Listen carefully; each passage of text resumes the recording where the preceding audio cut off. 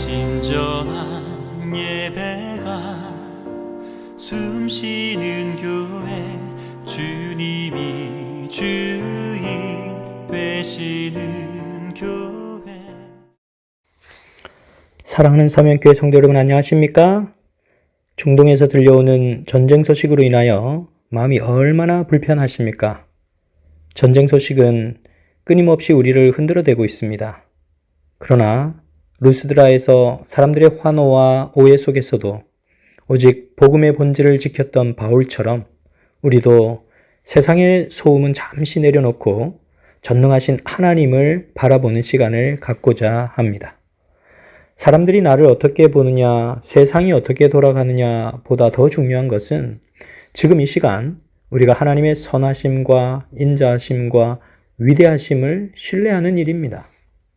지치고 낙심된 마음이 있다면 오늘 이 자리에서 주님의 따뜻한 품에 안기시어 그 모든 근심과 절망이 녹아져 내리기를 간절히 소망합니다. 이제 하나님의 말씀 사도행전 14장 8절에서 18절 말씀을 보시도록 하겠습니다. 루스드라에 발을 쓰지 못하는 한 사람이 있어 앉았는데 나면서 앉은 뱅이 되어 걸어본 적이 없는 자라. 바울의 말하는 것을 듣거늘 바울이 주목하여 구원받을 만한 믿음이 그에게 있는 것을 보고 큰 소리로 가로되 내 발로 바로 일어서라 하니 그 사람이 뛰어 걷는지라. 무리가 바울의 행한 일을 보고 르가오니아 방언으로 소리질러 가로되 신들이 사람의 형상으로 우리 가운데 내려오셨다 하여 바나바는 스스라 하고 바울은 그 중에 말하는 자이므로 허메라 하더라.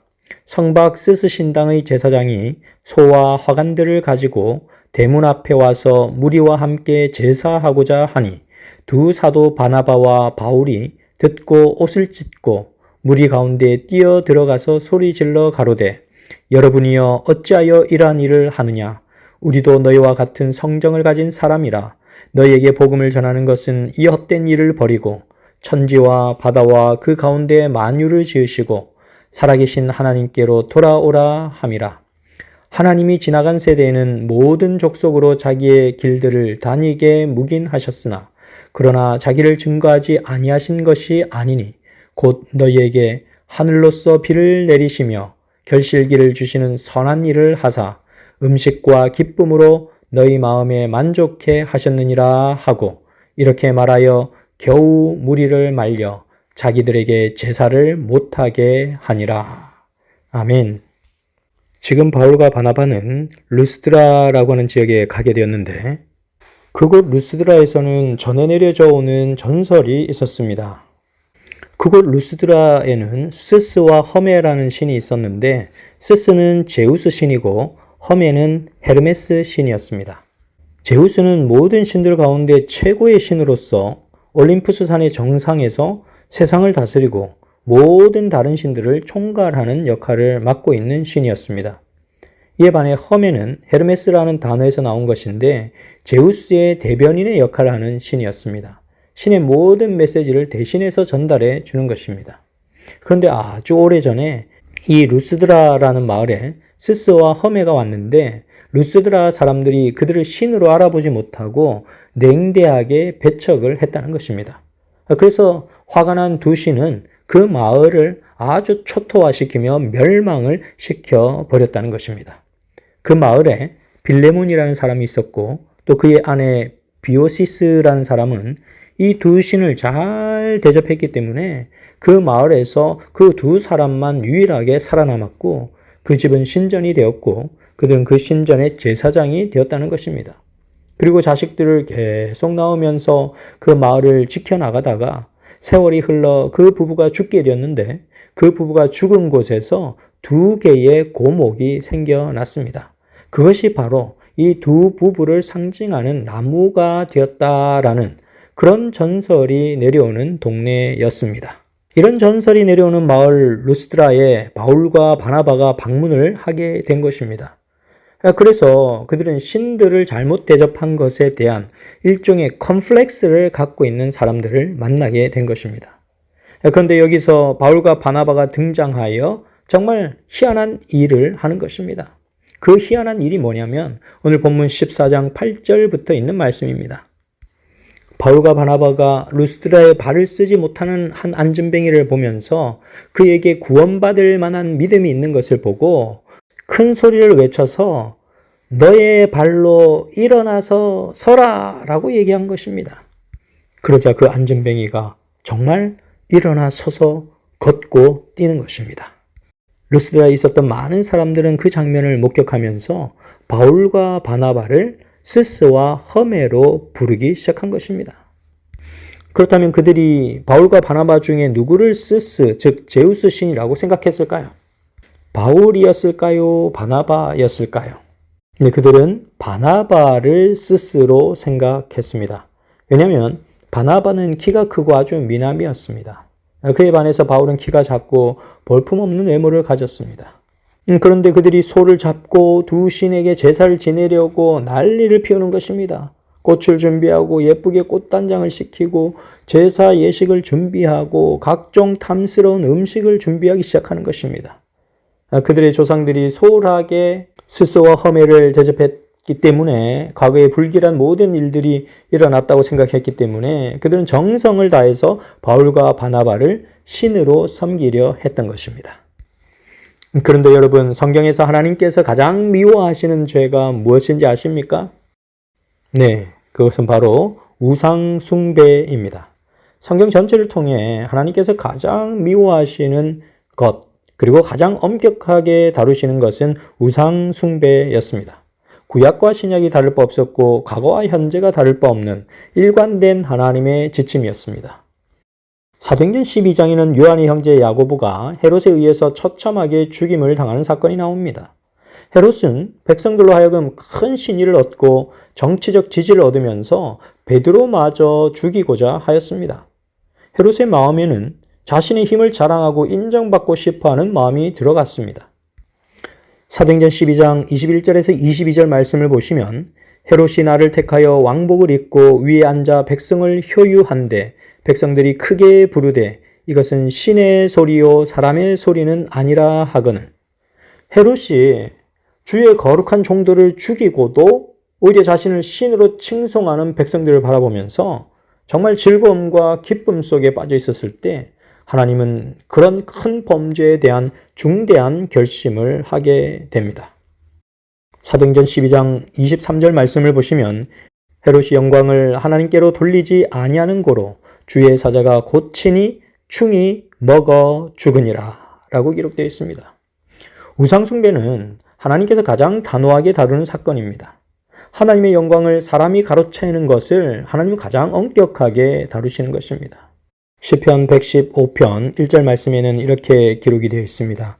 여호와여 영광을 우리에게 돌리지 마옵소서. 우리에게 돌리지 마옵소서. 오직 주의 인자심과 진실하심을 인하여 주의 이름에 돌리옵소서. 시편 기자는 우리가 자기 우상화의 위험에서 벗어나서 정말 하나님께 영광을 돌리는 삶을 살기를 갈망하고 있습니다. 자, 그렇다면 오늘날도 우리가 자기 우상화에서 벗어날 수 있는 가장 중요한 핵심이 무엇인지를 한번 말씀을 통해서 살펴보도록 하겠습니다. 첫 번째로 구원은 전적으로 하나님과의 1대1 관계 속에서 발생한다는 것입니다. 9절 말씀을 보시면 바울의 말하는 것을 듣거늘 바울이 주목하여 구원받을 만한 믿음이 그에게 있는 것을 보고라고 기록하고 있습니다. 바울과 바나바는 이 사실을 명확하게 이해를 하고 있었습니다. 한 번도 걸어본 적이 없는 이 안진뱅이에 의해서 바울이 무엇을 보았다고요? 구원받을 만한 믿음을 발견했다는 것입니다. 바울은 그 안진뱅이가 자기의 운명을 극복할 수 있는 분명한 가능성을 바라봤고 그가 하나님을 간절히 바라보고 있다는 사실을 알게 된 것입니다. 우리가 다시 사도행전 3장 16절로 돌아가 보면 성전 미문에서 안진뱅이가 일어선 기적을 우리는 떠올릴 수 있습니다. 사도행전 3장 16절에 그 이름을 믿음으로 그 이름이 너희 보고 아는 이 사람을 성하게 하였나니 예수로 말미암아 난 믿음이 너희 모든 사람 앞에서 이같이 완전히 낫게 하였느니라 라고 기록하고 있습니다. 이 안진뱅이가 예수 그리스도의 능력을 온전하게 붙잡은 결과로 그가 완전히 치유된 것과 마찬가지로 루스드라의 안전뱅이가 치유된 것도 바로 그 자신과 하나님과의 1:1 관계 속에서 발생된 것임을 고백하는 것입니다. 이것이 바로 바울과 바나바가 자기 우상화에 빠질 수 없었던 첫 번째 이유라는 사실입니다. 두 번째로 오늘 우리가 자기 우상화에 빠질 수 없는 두 번째 핵심은 바울과 바나바처럼 영원한 복음의 핵심을 이해하고 실천해야 하는 것입니다. 바울과 바나바는 이렇게 얘기합니다. 15절 말씀입니다. 가로되 여러분이여 어찌하여 이러한 일을 하느냐? 우리도 너희와 같은 성정을 가진 사람이라. 너희에게 복음을 전하는 것은 이 헛된 일을 버리고 천지와 바다와 그 가운데 만유를 지으시고 살아계신 하나님께로 돌아오라 함이라. 세천사의 기별의 핵심은 창조주 하나님을 경배하도록 이끄는 것입니다. 그런데 사람들은 정말 기적적인 일이 일어나고 누군가 나에게 좋은 일을 끼쳐서 특별한 일이 일어나면 그 사람에게 모든 공을 돌리고자 합니다. 그러나 그 모든 공은 하나님께로 온다는 사실을 꼭 기억해야만 하는 것입니다. 사도행전 10장에서 베드로가 고넬료 집을 찾아갔을 때도 마찬가지였습니다. 들어오는 베드로를 보고 고넬료가 정말 그의 발 앞에 엎드려서 끔뻑 절을 하면서 그를 신처럼 대접하는 모습을 봅니다. 그때 베드로가 그를 일으켜서 이렇게 얘기합니다. 일어서라, 나도 사람이라. 바울과 바나바, 베드로, 이 모든 성령의 임재를 꿈꾸고 있었던 그들은 자기 자신의 우상화에서 철저하게 자신을 배제시키는 모습을 보게 되는 것입니다. 그들은 철저하게 자기 자신은 하나님 앞에서 나약한 한 인간일 뿐이라는 사실을 조금도 잊지 않는 사람들이었습니다. 바로 그것이 성령을 의지하는 사람의 모습입니다. 오늘 본문상의 바울과 바나바도 마찬가지였습니다. 그들은 우리도 너희와 같은 성정을 가진 사람이다 라고 얘기하면서 그들은 창조주 하나님께로 그들의 모든 시선을 돌리고 있는 것입니다. 재림교회 성경주석 11권 327페이지입니다.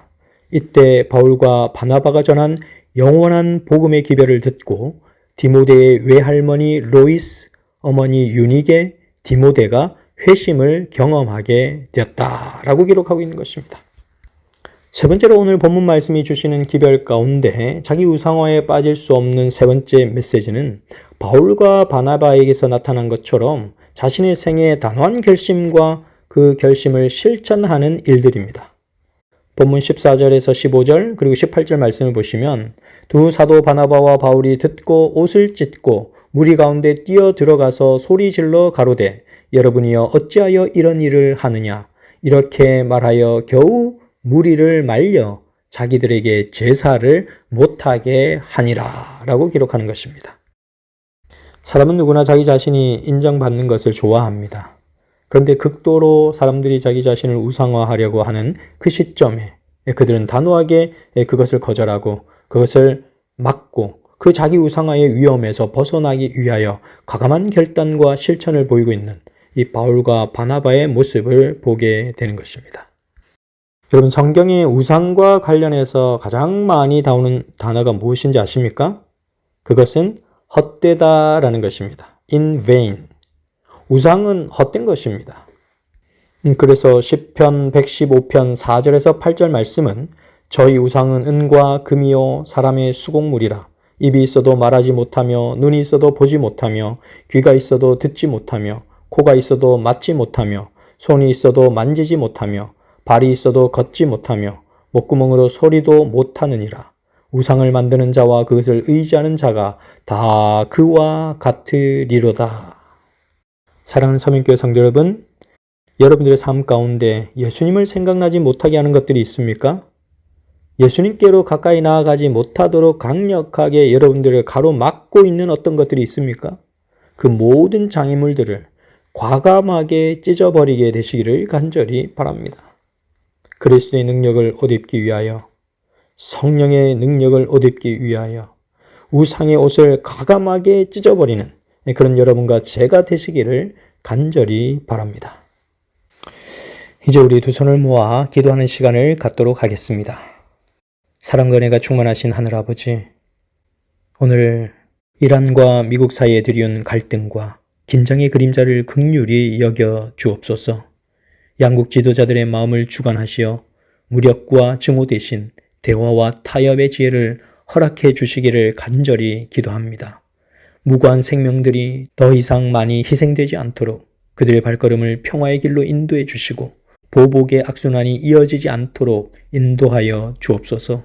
사랑의 아버지 하나님, 서로의 다름을 존중하고 이해하는 마음을 갖게 하시고 분쟁의 땅에 진정한 화해가 깃들 수 있도록 인도하여 주옵소서. 사랑의 아버지 하나님, 그 무엇보다도 사람의 생명을 귀히 여기는 평화의 가치가 우리의 모든 사람들의 마음 가운데 가득해질 수 있도록 인도하여 주옵소서. 고통받는 이들에게 위로를 더하시고 속히 평화의 열매가 맺힐 수 있도록 인도하여 주옵소서. 고통받는 이들에게 위로를 더하여 주시고 속히 평화의 열매가 맺힐 수 있도록 인도하여 주옵소서. 사랑의 아버지 하나님, 절망에서 희망을 보고 또 슬픔 가운데서 기쁨을 발견할 수 있는 그런 우리가 될 수 있도록 인도하여 주옵소서. 주의 사랑과 은혜가 우리 모든 사람들의 마음 가운데 진정한 평화와 평강을 누릴 수 있도록 인도하여 주시옵기를 사랑이 충만하신 우리 구주 예수님 이름으로 기도드립니다. 사랑의 불꽃이 활짝 피어나 날마다 사랑에 빠지는 교회, 주께서 사랑하는 우리 교회가 이런 교회 되게 하소서.